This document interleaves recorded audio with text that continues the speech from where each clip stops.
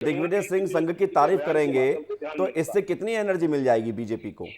क्या दिग्विजय सिंह की तारीफ इतनी ज्यादा महत्वपूर्ण है संघ के लिए कि संघ की तारीफ कर दी तो लग रहा है कि पूरा मकसद था वो पूरा हो गया, कि दिग्विजय सिंह जो हमेशा जिंदगी भर विरोध करते रहे आज तारीफ कर दी तो वो तारीफ सारे विरोध पर भारी पड़ गई?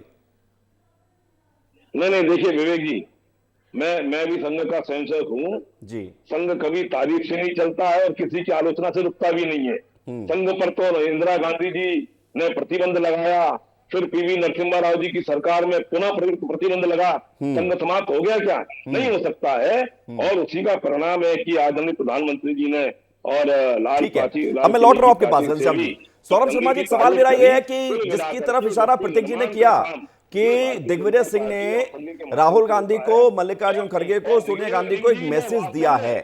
आप भी कह रहे थे बहुत चतुर नेता हैं, आप भी कह रहे थे कि बहुत धुरंधर हैं, तो क्या वाकई में उन्होंने अपनी राजनीति की धुरंधरी इस पर तय कर दी है कि मैसेजिंग ऐसे दी जाए ताकि आलाकमान को एहसास हो कि कार्यकर्ता को बड़ा बनाने की जरूरत आ पड़ी है, अब कार्यकर्ताओं को बड़ा बनाना चाहिए? सौरभ जी।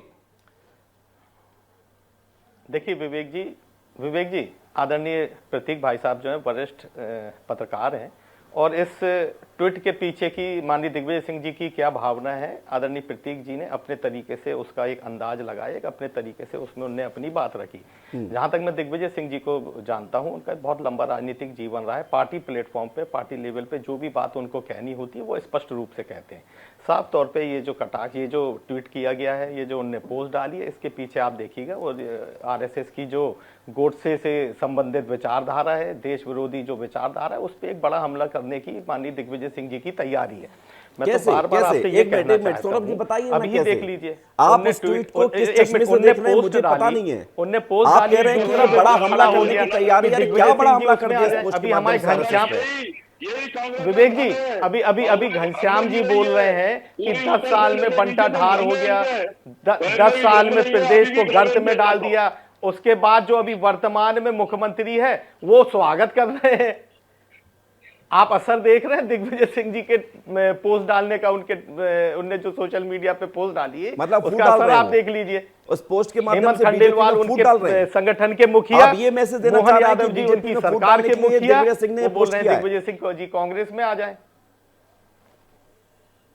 अब ये तो बेहतर वही बता सकते हैं, मैंने आपको क्या, मेरा उतना अनुभव नहीं है जितना उनका अनुभव है, लेकिन जब आपने आज उनसे बाइट ली, उन्होंने आज क्या बोला, आज उन्होंने क्या बोला, मैं वोटसेवादी विचारधारा का विरोधी हूँ, देश विरोधी विचारधारा का विरोधी हूँ, गांधी के हत्यारों वाली विचारधारा का विरोधी हूँ, अंग्रेजों के जो मुखबिर वाली विचारधारा है आरएसएस, उसका मैं विरोधी हूँ। उन्होंने साफ शब्दों में कहा, और आज ये भाजपा में समझना चाहिए, सोचना चाहिए, परिवारवाद से पार्टी को बाहर निकालना चाहिए, ये कहने का प्रयास हो रहा है भारतीय जनता पार्टी। क्या झूठ बोल रहे हैं? गोडसे वाली विचारधारा है कि नहीं आपकी?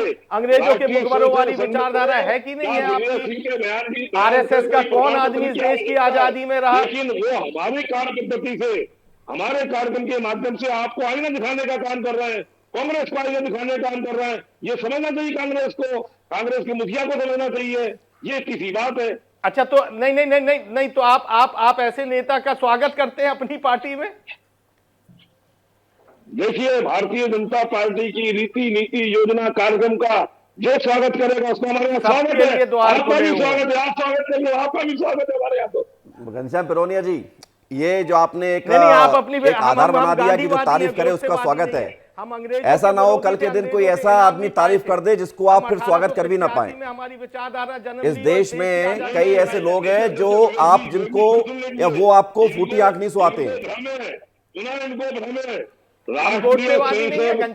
सरसंघ चालक आद्य सरसंघ चालक परम पूज्य डॉक्टर केशव बलराम हेडगेवार जी अंग्रेजों से इनाम पाने वाले नहीं है हम लोग। आए थे कि कहीं ना कहीं कांग्रेस अपनी पद्धति से भटक गई थी, कांग्रेस का जो उद्देश्य था उससे भटक गए, इसलिए लोगों ने अपनी नए दल बनाए और नए दल बना करके समाज सेवा के क्षेत्र में, ठीक है, आप अपने चश्मे से उस पोस्ट को देख रहे हैं, कांग्रेस वाले अपने चश्मे से उस पोस्ट को देख रहे हैं। मैं प्रतीक जी के पास फिर जाना चाहूंगा, भविष्य क्या है प्रतीक जी दिग्विजय सिंह का? देखिए, मैं एक बात बहुत साफ तौर पे कह देना चाहता हूं कि दिग्विजय सिंह जी विचारधारा के तौर पर, आइडियोलॉजिकल तौर पे बहुत स्ट्रांग है, बहुत मजबूत व्यक्ति हैं। वो कांग्रेस छोड़कर भाजपा में नहीं आएंगे, नहीं आएंगे, नहीं आएंगे, बिल्कुल तय बात है। जहां तक इस बात का सवाल है कि उनका ट्वीट, तो मैं आपको फिर कह देता हूं कि उनका ट्वीट ये भाजपा के लिए नहीं है। ये ट्वीट के माध्यम से उन्होंने कांग्रेस आला कमान को निशाना बनाया है। उनका कार्यकाल समाप्त होने जा रहा है राज्यसभा में। एक पॉलिटिकल प्रेशर बनाने की कोशिश दिग्विजय सिंह जी ने की है। जयवर्धन का बहुत बड़ा भविष्य सामने पड़ा है राजनीति में। बिल्कुल। उन्हें जेवी को राजनीति में स्थापित करना है और वो मध्य प्रदेश का जो वर्तमान नेतृत्व है जीतू पटवारी, उससे बहुत नाराज बताए जा रहे हैं दिग्विजय सिंह जी। जिस तरह से जयवर्धन को राघोगढ़ जिले का, ये आपने जो बात कह दी प्रतीक जी, मैं इस बात को यही, और जिस तरह से जीतू पटवारी वरिष्ठों की उपेक्षा कर रहे हैं, उससे दिग्विजय सिंह कहीं ना कहीं मध्य प्रदेश कांग्रेस से असहज है। स्थिति मध्य प्रदेश कांग्रेस में सामान्य तो नहीं है। ये हम देख रहे हैं पिछले 2 दिनों से मुकेश नायक ने इस्तीफा दे दिया और आप जिस तरफ इशारा कर रहे हैं वो इस्तीफा, वो इशारा बता रहा है कि दिग्विजय सिंह इस वक्त क्या सोच रहे हैं जयवर्धन को लेकर, उनके राजनीतिक करियर को लेकर। तो ये सब चीजें हो सकती है, लेकिन इस पोस्ट को और इस पूरे घटनाक्रम को बीजेपी अपने फायदे से देख रही है, कांग्रेस अपने फायदे से देख रही है, लेकिन सारी गेंद और गुगली दिग्विजय सिंह के द्वारा की गई है। तो दिग्विजय सिंह अब दोबारा जब सामने आएंगे इस पूरे मामले को लेकर कुछ बोलते तो स्थिति साफ होगी, नहीं तो बीजेपी वाले भी खुश हैं और कांग्रेस वाले भी खुश हैं।